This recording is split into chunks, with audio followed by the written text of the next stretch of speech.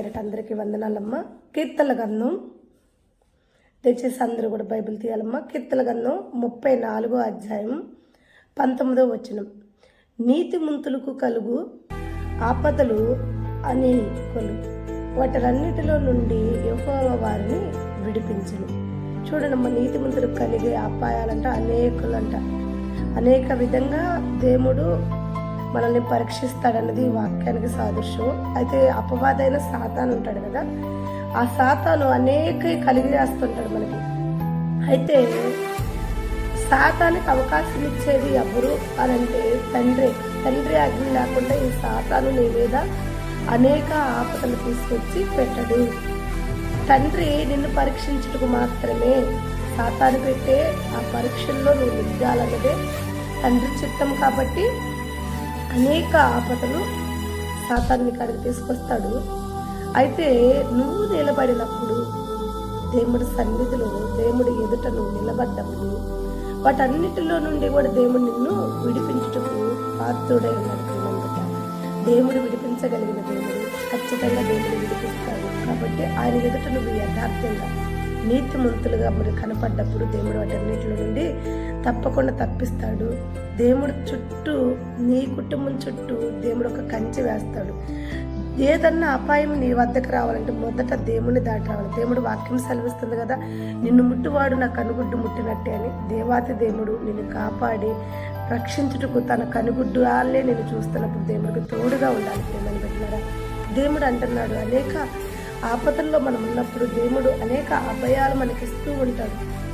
ఇట్లా ఇస్తాడు, చెప్పాడు కదా, నీతిమంతులంట అనేక ఆపదలు అయినా కానీ వాటన్నిటిలో నుండి ఎవరు తప్పిస్తారంటున్నారు?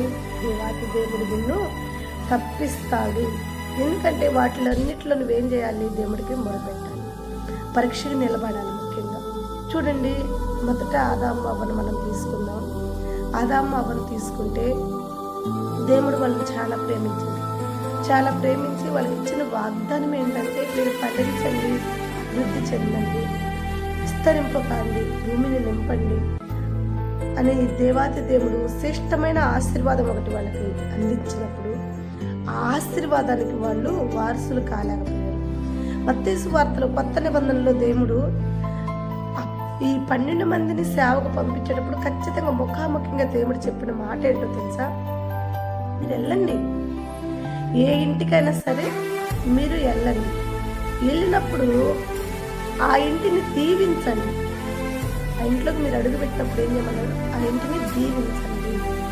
ఆ ఇల్లుని దీవించినప్పుడు యోగ్యమైన వారైతే, ఆ ఇల్లు ఆ దీవెనకి యోగ్యమైనదైతే తప్పకుండా ఆ దీవెన వాళ్ళకి ఫలించింది, వాళ్ళతో ఉంటుంది. ఒకవేళ ఆ ఇల్లు యోగ్యమైనది కాకపోతే మీరిచ్చిన దీవెన తిరిగి మరలా మీతోనే వచ్చును అన్నాడు. దేవుడు వేదేను తోట ఒక ఇల్లు వలె ఆదాము అవ్వకి ఇచ్చాడు. శ్రేష్టమైన ఇల్లు అది. ఆ ఇంట్లో వ్యసనాలు ఉండవు, ఆ ఇంట్లో ఖర్చులు ఉండవు, ఆ ఇంట్లో కుట్రాలు ఉండవు, ఆ ఇంట్లో దేశాలు ఉండవు, ఆ ఇంట్లో జగడాలు ఉండవు. ఆ ఇంట్లో ఉన్నదల్లా ఒకటే, సాటైన సాకకారం, ఒకళ్ళ మీద ఒకళ్ళకి ప్రేమ. అలాంటి ఇల్లు ఇచ్చి మీరు ఫలించి అభివృద్ధి పొంది విస్తరించి భూమిని నింపండి చాలు అని దేవుడు చెప్తే ఆడొక చిన్న పరీక్ష. ఆ చిన్న పరీక్ష ఏంటి? 99 పండ్లు మీరు తినండి, ఒక్క పండు మాత్రం మీరు తినండి. దేవుడు చెప్తున్నాడు, 99 పండ్లు మీరు తినండి, ఒక్క పండు మీరు తినండి. ఆ ఒక్క పండే కావాలి మానవుడికి. ఈ 99 పండ్లున్న ఆ ఒక్క పండే కావాలి. ఉదాహరణకి మీకు ఒక మాట చెప్తా. ఒక యజమాని విస్తారమైన జంతువుల్ని పెంచుతున్నాడు. విస్తారమైన జంతువులను పెంచుతుంటే ఆ యజమాని వద్దకి ఒక వ్యక్తి వచ్చి, అయ్యా నేను నమ్మకంగా నీ జంతువుల వద్ద నేను పనిచేస్తాను, నమ్మకంగా నేను ఉంటాను, నీ వద్ద నన్ను పనిలో పెట్టుకోవా అని ఆ వ్యక్తి యజమాని అడిగాడు.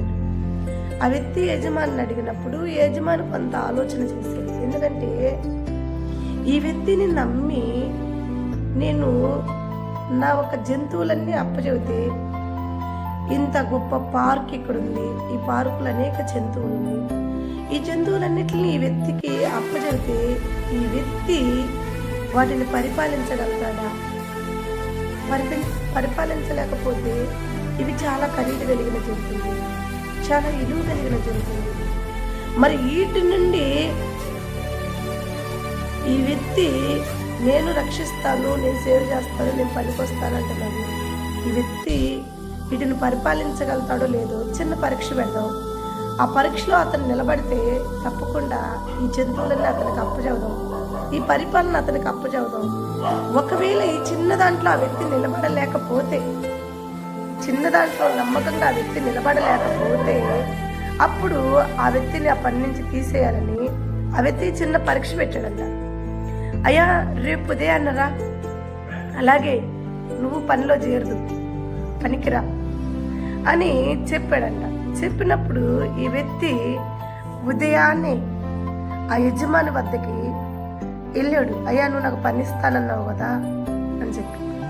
అయితే ఆ వ్యక్తి ఏమన్నాడంటే, అయ్యా నీకు పని ఇస్తాను, ఖచ్చితంగా ఇస్తాను, అయితే నేను కొంత పని మీద అర్జెంటుగా బయటకు వెళ్ళాల్సి వస్తుంది, అర్జెంట్ పని ఒకటి ఉంది, ఆ పని మీద నేను బయటకు వెళ్ళాల్సి వస్తుంది, నేను మరలా తిరిగి వచ్చేకి కొంత సమయం పడుతుంది, గంట పట్టచ్చు, 2 గంటలు పట్టచ్చు. ఈ సమయం వరకు ఇదిగో ఈ గంప కింద ఒక ఇలువైంది ఉంది, గంప కింద ఒక ఇలువైంది ఉంది, దయచేసి దాన్ని జాగ్రత్తగా చూస్తుంది. ఎటువంటి పరిస్థితిలో కూడా ఈ గంప పైకి తీయదు, గంప పైకి తీయదు. ఎటువంటి పరిస్థితుల్లో కూడా ఈ గంపని నువ్వు పైకి తీయగాక. అయితే ఈ గంప ఎలా మూతేసి ఉంచానో అలాగే మూత వేసి ఉంచు, దానిలో చాలా విలువైన ఒకటి ఉంది, నువ్వు పొరపాటును కూడా ఈ గంపను పైకి తీయగాకని చెప్పి అతను ఇతనికి చక్కగా చెప్పి ఇతని వద్ద అతను సెలవు తీసుకుని బయలుదేరి వెళ్ళిపోయినప్పుడు ఇతను ఏం చేశాడు, అతను గంట అన్నాడు, గంటకి రాలేదు, గంట వరకు నమ్మకంగానే ఉన్నాడు. గంట తర్వాత కూడా అతను రాలేదు. ఈ లోపల ఇంకొక అరగంట గడిచిపోయింది, అయినా రాలేదు. అయితే ఆ వ్యక్తి కాపలా ఉన్న వ్యక్తి కొరకు ఇంకొక వ్యక్తి వచ్చాడు. ఎవరు ఆ వ్యక్తి అంటే అతని స్నేహితుడు. అతని స్నేహితుడు వచ్చి, స్నేహితుడా నీ యజమాని నీకు పని ఇచ్చాడా, నీ యజమాని నిన్ను పనిలో చేర్చుకున్నాడా అని ఆ వ్యక్తిని అడుగుతున్నప్పుడు ఆ వ్యక్తి అంటున్నాడు, నా స్నేహితుడా నా యజమాని పని నిమిత్తం బయటికి వెళ్ళాడు, నా యజమాని ఇంకా రాలేదు, నా యజమాని వచ్చినప్పుడు ఆ పనిలో నన్ను చేర్చుకుంటాడంట, అంతవరకు కూడా నాకు పని అప్పచెప్పాడు, ఈ పనిలో నన్ను జాగ్రత్తగా ఉండమని చెప్పాడు అన్నాడు. అప్పుడు ఆ స్నేహితుడు అడుగుతున్నాడంట, నీ యజమాని నీకు అప్పచెప్పిన పని ఏంటి, ఏం పని అప్పచెప్పాడు అని చెప్పాడు. చెప్తే ఇదిగో ఈ గంపే నా యజమాని నాకు అప్పచెప్పిన పని, ఈ గంపే, ఈ గంప కింద ఒక విలువైన వస్తువు ఉంది, ఆ విలువైన వస్తువుని జాగ్రత్తగా కాపలా కాయమని చెప్పింది, ఎటువంటి పరిస్థితుల్లో కూడా ఈ గంప పైకెత్తద్దు అని చెప్పింది అని ఆ వ్యక్తి నా యజమాని నాకు అప్పచెప్పిన పని ఇదే అని తన స్నేహితుడితో చెప్పాడు. అయితే అప్పుడు ఆ స్నేహితుడు ఏం చెప్పాడు తెలుసా, అయితే నా స్నేహితుడా నీ యజమాని గంటకు వస్తానన్నాడు, రాలేదు కదా, అతను ఇంకా నీకు పని అప్పచెప్పలేదు కదా, ఈ గంప ఎత్తగాక దీంట్లో చాలా విలువైన వస్తువు ఉందని నీ యజమాని చెప్పాడంటే చాలా విలువైందా ఏంటది కదా, మనము ఆ విలువైన వస్తువుని తీసుకుంటే తప్పేంటి, ఆ విలువైన వస్తువు ద్వారా మనం ఆశీర్వదింపబడచ్చు కదా, ఆ విలువైన వస్తువు ద్వారా కొన్ని డబ్బులు సంపాదించుకోవచ్చు కదా మనం. నీ యజమాని లేడు కదా ఇప్పుడు, నీ యజమాని లేనప్పుడు నీ యజమాని మాట నువ్వు దాటితే తప్పేముంది, తర్వాత నీ యజమాని వచ్చినప్పుడు నాకు తెలియదయ్యా, నేను తీయలేదయ్యా, మరి అది ఎలా పోయిందో నాకు తెలియదని నువ్వు చెప్పచ్చు కదా నీ యజమానికి. ఎవరో వచ్చి ఆ గంప తీసారయ్యా, ఆ గంప తీసేది అది వెళ్ళిపోయిందని నీ యజమానికి నువ్వు చెప్పొచ్చని ఇతనికి బాగా చెప్పేది. ఈ మాటలున్న ఈ వ్యక్తి ఏం చేసాడు తెలుసా, అవును కదా, నా యజమాని వచ్చి నన్ను అడిగినప్పుడు నేను కాదయ్యా, నేను తీయలేదయ్యా, ఎవరో తీసారయ్యా ఈ గంపనని చెప్పొచ్చు అని చెప్పి ఏం చేశాడు తెలుసా? తప్పున స్నేహితుడి మాటలు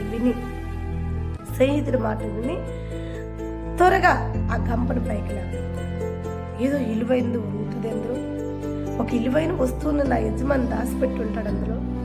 విలువైన జంతువే ఉండొచ్చు, విలువైన వస్తువే ఉండొచ్చు, ఏదైనా సరే అంత విలువైంది కాబట్టి నా యజమాని ప్రత్యేకంగా చెప్పాడు దీన్ని జాగ్రత్త, దీంతో జాగ్రత్త, పొరపాటును కూడా దీన్ని అని నా యజమాని ఇంత ఖచ్చితంగా చెప్పాడు అని చెప్పి ఇంకా ఎమ్మటినే ఆలస్యం పెట్టకుండా స్నేహితుడు మాట్లాడిన ఆ వ్యక్తి త్వరపడి ఒక గంపని పైకి లేపినప్పుడు అందులో ఉన్న వస్తువు ఏంటి తెలుసా? ఇతను అనుకున్నాడు విలువైంది సపరేట్గా చెప్పాడు, ప్రత్యేకంగా చెప్పాడు అని వ్యక్తి అనుకున్నాడు. అందులో ఏ వస్తువు ఉంది ఆ గంప కిందంటే ఎలిక. ఏముంది? ఎలుకుంది. ఇంత ఎలిక. ఆ ఎలిక గంప దేంగులోనే వెళ్ళిపోయింది.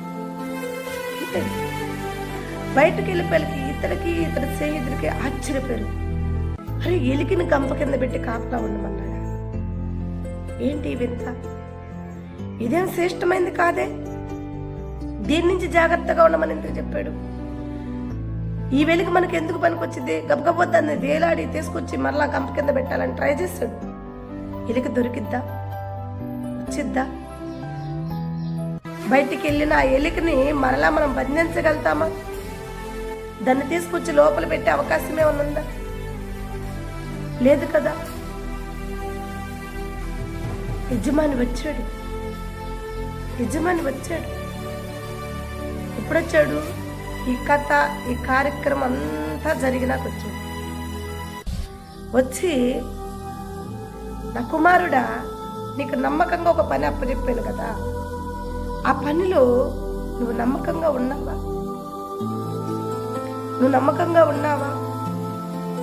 నేను నిన్ను ఏ పనిలో అప్పచెప్పిన ఆ పనిలో నువ్వు నమ్మకంగా ఉన్నావా? ఏది? ఒకసారి నేను అప్పచెప్పిన పని నన్ను చూడని అన్నప్పుడు యజమాని ఆ పని చూసినప్పుడు ఆ పనిలో నమ్మకంగా లేడు. యజమాని ఆ గంప కింద పెట్టింది లేదు, దాన్ని పంపించేశాడు. అది వెళ్ళిపోయింది. నమ్మకం లేడు. యజమాని ఆజ్ఞ అతిక్రమించాడు. ఆజ్ఞ అతిక్రమించితే యజమాని కోపం రాదా? యజమాని చెప్పిన పనిలో నమ్మకంగా ఉండకపోతే యజమానికి కోపం రాదా? వస్తుంది కదా. అదే జరిగింది ప్రేమని పెట్టారు. యజమానికి చాలా కోపం వచ్చింది. యజమాని అంటున్నాడు, నా కుమారుడా, నీకు అప్పటిప్పుడు పనులను వెతికి నమ్మకం లేవు, ఎందుకు ఇలా చేస్తావంటే ఎమ్మటిని అతను అంటున్నాడు, నా స్నేహితుడు వచ్చి నన్ను మోసపుచ్చాడు.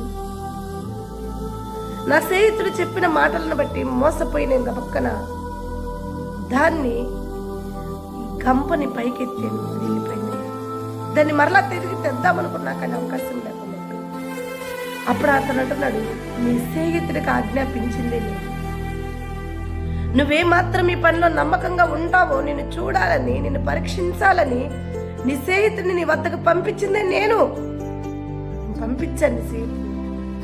నేను పంపించి అతను చెప్తున్న మాటలన్నీ కూడా నేను వింటూ ఉన్నా. నువ్వు ఆ మాటలకు మోసపోతావా? నమ్మకంగా ఉంటావా? అతను చెప్పినప్పుడు లేదు, నా యజమాని నాకు చెప్పిన పనిలో నేను నమ్మకంగా ఉంటాను, నేను నీ మాటలు విననంటే వీటన్నిటి మీద కూడా వీటన్నిటిని ఏలేవాడిగా నేను ఉంచాలనుకున్నాను. అర్హత పోగొట్టుకున్నావే నువ్వు.